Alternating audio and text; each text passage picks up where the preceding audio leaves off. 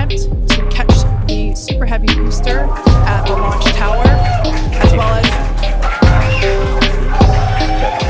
6, 5, 4, 3, 2, 1.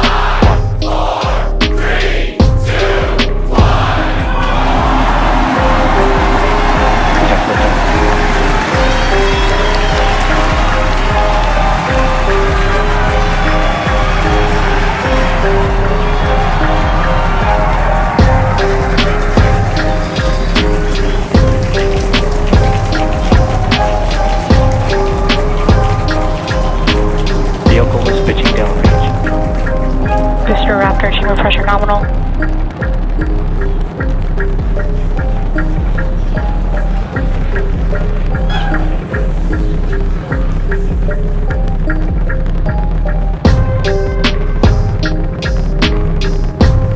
Booster and ship, avionics, power, and telemetry nominal.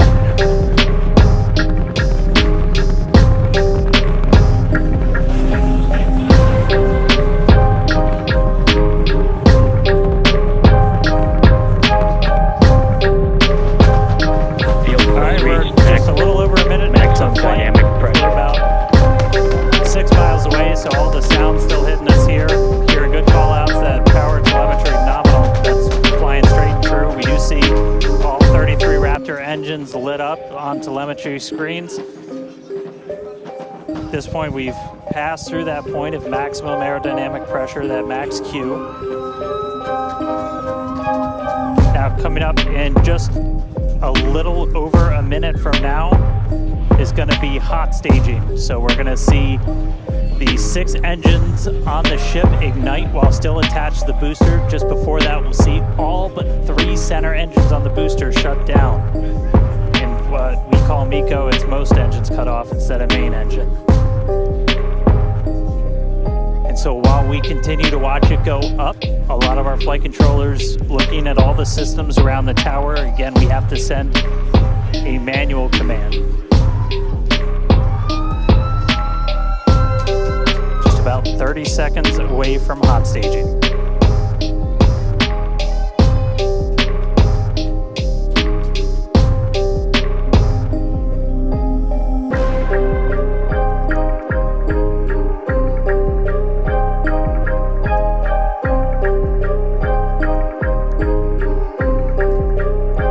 And we heard the tower is go for catch. Booster engine cut off. The return flag is set for true. Ship engine start up. Stage separation. All right, hot staging confirmed. 6 out of 6 lit on the ship. Booster boost back going. We heard that we are go for catch. Kate, Jesse, take good the views. Hopefully I got a booster coming home real soon. From our view here, Dan, great views of planet Earth behind that Super Heavy booster. Right now it is performing the boost back burn. Good news there, telling us that the pressures inside the ship are good. That is the second stage, or the upper portion of the vehicle. Follow along with the telemetry on the bottom of your screen. Yeah, booster is currently, Super Heavy is currently in its boost back burn. This boost back burn. Avionics, power, telemetry nominal. This boost back burn lasts just a little bit over a minute, so we've got approximately 30 seconds left. We've had a shutdown of that boost back burn. Up next will be hot stage jettison. The view from the camera on the left, or from the booster on the left-hand side of your screen, and then tracking cam there on the right-hand side of your screen. We'll see those grid fins. Booster offshore divert. And we can also see that the hot stage has been jettisoned. Yes, visual confirmation of that there on your screen, which is great. Now the next... Starship is following a nominal trajectory. The next step for booster is going into that landing burn. Again, it'll light up 13 of those engines and then pair down to 3 engines right before booster catch. All right, now just real quick, we did hear the call out, booster offshore divert. Unfortunately, that means that we are no-go for the catch. As we said before, both the tower and the vehicle, as well as the operators on console, have been actively evaluating the commit criteria for that did not have a pass on those commit criteria. So we are no-go for tower catch. And we did mention that we're constantly evaluating the criteria for catch. There's a lot of things that need to go well in order to line that up. Unfortunately, today we will forego booster catch today. But what you're seeing on your screen is ship currently making its way towards the Indian Ocean. Still looking good so far. Exactly. So views there of the booster on the left-hand side of your screen, views of the ship on the right-hand side of your screen. Now, we said before that it was not guaranteed that we would be able to make a tower catch today. So while we were hoping for it, like we said, it was pretty epic on attempt 1, but the safety of the teams and the public and the pad itself are paramount. So we are accepting no compromises in any of those areas. Exactly, and we're still going to get a lot of good flight data with the booster even, but especially with ship. Again, we have an additional objective today to do an in-space relight of a Raptor engine, which again will help us set us up for being able to do deorbit burns, which is Ship chamber pressure nominal. which is important for orbital flights. And what you're seeing on your screen is a view from Super Heavy as it's making its way back down to Earth. Yeah, once again, we are attempting an offshore landing of the Super Heavy booster. So we have seen this before, and it is still very fun to watching it come down for a soft splashdown off the Gulf Coast of Texas. We can see it there re-entering. We saw earlier those grid fins. There are 4 hypersonic grid fins. So we can see that the landing burn has begun on the Super Heavy booster. Same pattern, 13 engines will light, gone down to 3 just as we expected. And what an incredible view of splashdown that we got today of Super Heavy. Yeah, I'm sure the buoy cam views will be pretty awesome once again. So we'd like to confirm a water landing once again for the Super Heavy booster. Congrats to the SpaceX team for making that milestone as well. Now, ship continues to look good. We can see that it is, while all of that was happening, the crowd here in Hawthorne continuing to react to all these amazing views that we're getting. The next milestone is Starship is in terminal guidance. great news there. Starship terminal guidance, referring to what we see here on our screen, the upper stage, at about 8 minutes 35 seconds or so, we have ship engine cutoff, which will be the cutoff of the Raptor engines.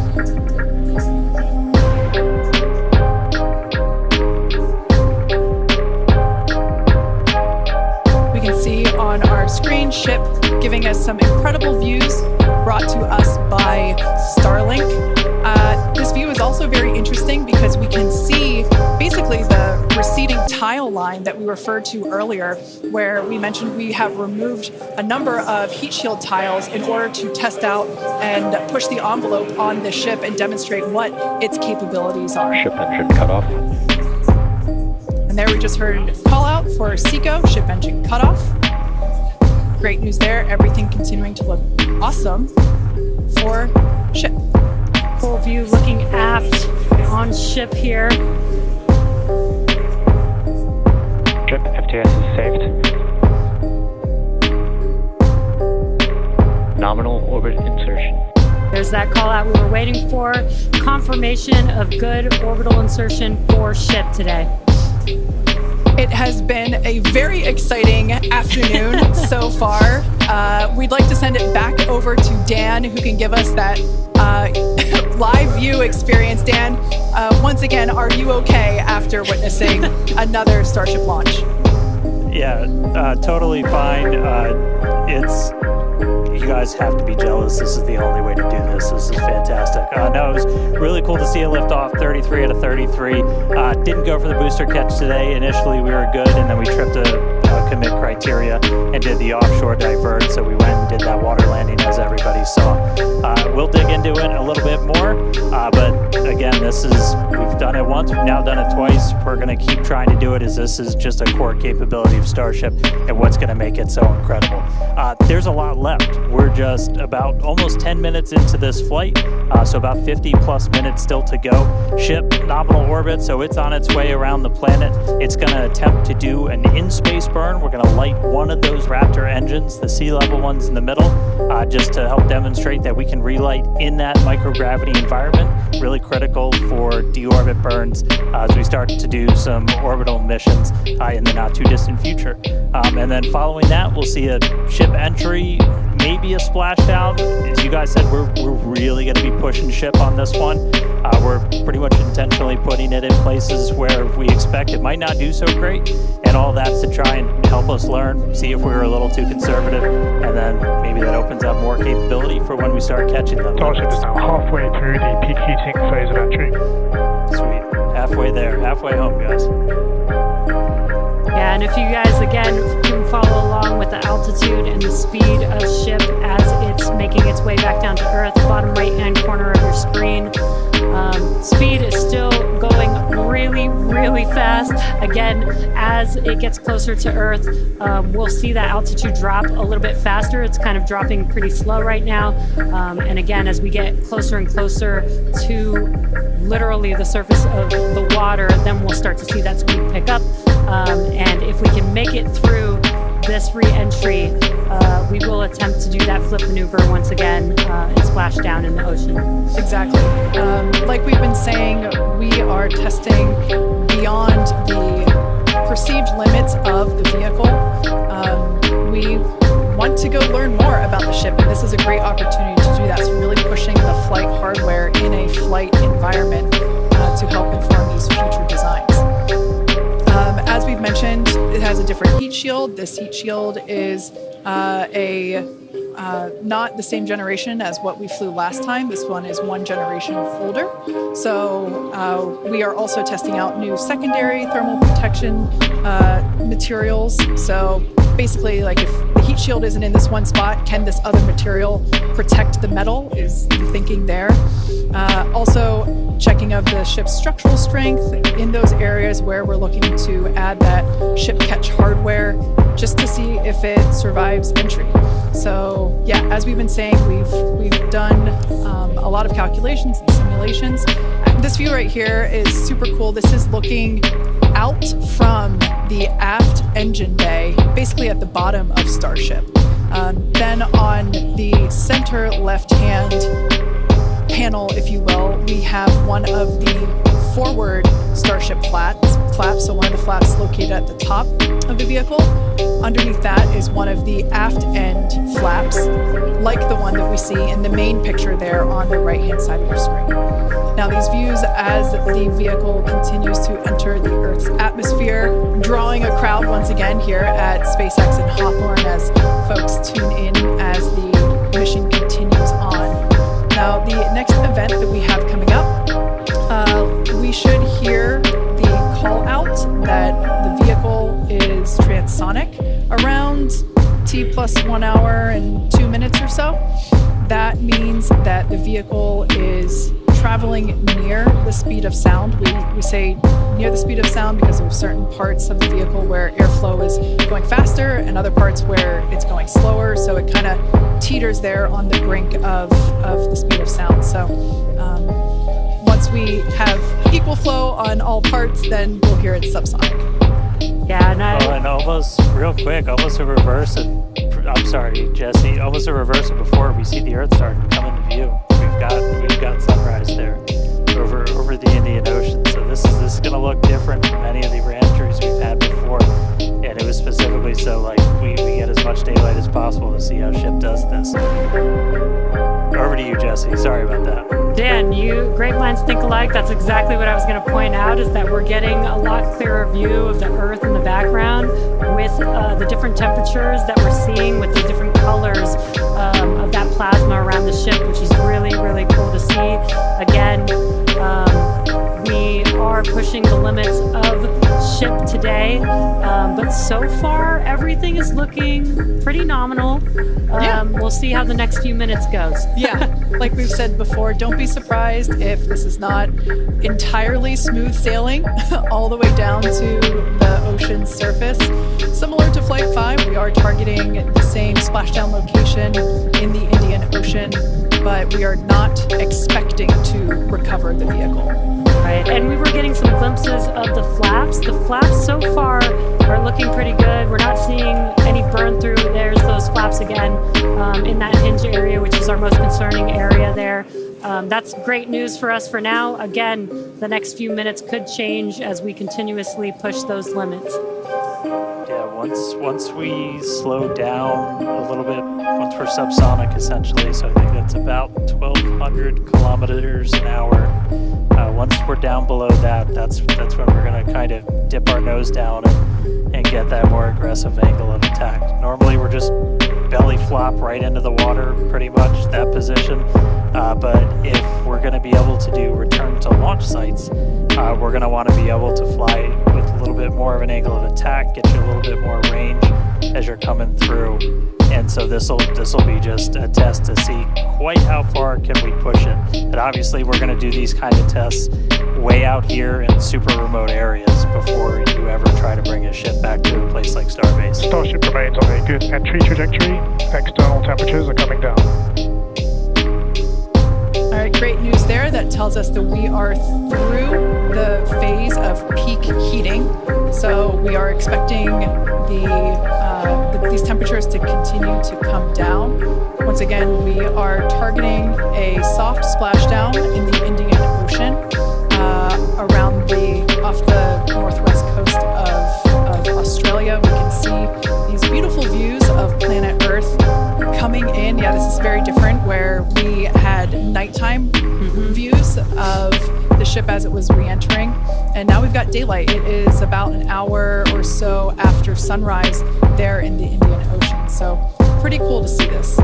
Yeah, and it might not seem like it makes a huge difference, but we do get a little bit more light on ship as well for the camera views that we have, which is very beneficial for us to visually see anything and try and correlate that to any of the sensors or data that we have on the vehicle. Exactly. That is why we shifted our launch window so that we could have that daylight in order to improve our observations of the vehicle. So not only are we getting all the raw data from all the sensors that are on board Starship, but we also have multiple cameras and assets out there that are watching the vehicle and will also be able to tell us with this visual story that is also very, very important.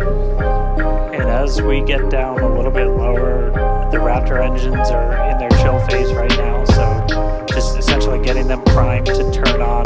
We're going to use those 3 center engines to do a landing flip and then a landing burn. So we'll come down kind of in that slightly pointed down belly flop and then fire off those engines to flip us around and then do that final landing burn. That should be coming up in just under 5 minutes from now. And then hopefully we start hearing some call outs on transonic and subsonic as we slow down. Again, once you hear Starship as subsonic, keep a close eye on the flaps. They're going to be working overtime essentially to maintain control of the ship as we get a little more aggressive with this.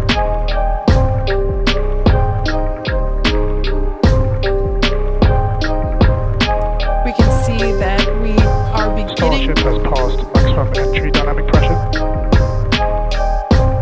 All right, great call out there. But we can see on this view here that we do have some heating there on that looks like one of the forward flaps on Starship. This is to be expected. We knew that the vehicle would perform differently than what we had seen on Flight 5. This is actually really good data because it tells us what parts of the vehicle at this, what will soon be a higher angle of attack once we drop down below the speed of sound. we'll have a higher angle of attack, meaning we're going to be flying nose down, basically. So yeah, this is good news, but we can actually, looks like that heating is starting to cool off there. Yeah, it's a little burn through. Again, it is important to note when we start seeing that through the ship's descent as well. So like Kate was saying, we're getting some really good data here. Looks like the other flaps are doing a little better than the one that has a little burn through, which is some good news.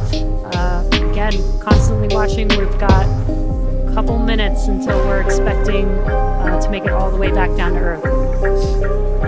Exactly. And like we said before, we are not expecting to recover the ship, although that would be great. I mean, a nice bonus if it happened, but it's not really in our expectations today.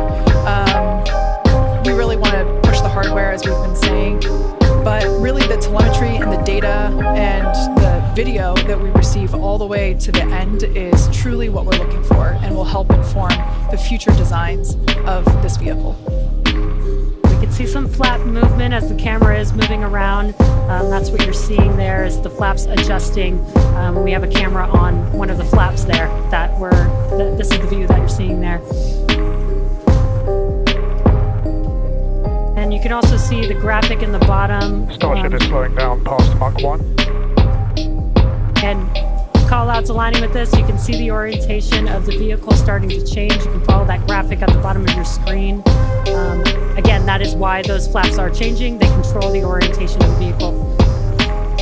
Yeah, there are four. Go ahead, Dan. Starship has started the subsonic belly flop, remains on a good trajectory. I was gonna say this is when things will start to get a little interesting. So this is when we're moving slower than the speed of sound. You can see that nose slowly start to tip down, and we're gonna try and maintain flap control the whole way. But we are just a couple minutes away from hopefully doing a landing flip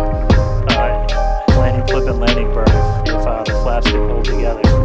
Yeah, this is such a cool view. This reminds me of when we first performed the belly flop maneuver on the high altitude test with serial number 8. We saw the ship come back through, and I always wondered what it looked like from the ship's perspective, and this perspective I think helps inform that. We will be, as Dan said, we will be dipping down a little further and really be flying nose first.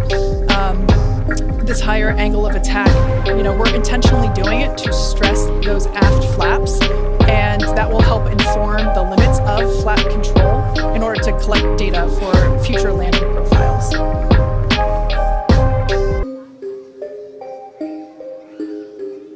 I mean, we're looking good so far. We've just got about 5 kilometers in altitude to go.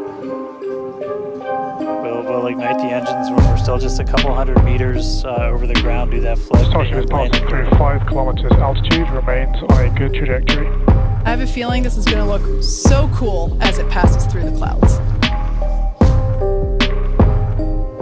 Obligatory shout out to the entire avionics team on Starship.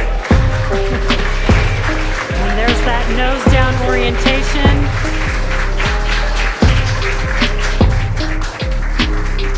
Now the Raptor engines will relight and help flip the booster back up. This is a more severe flip given the orientation.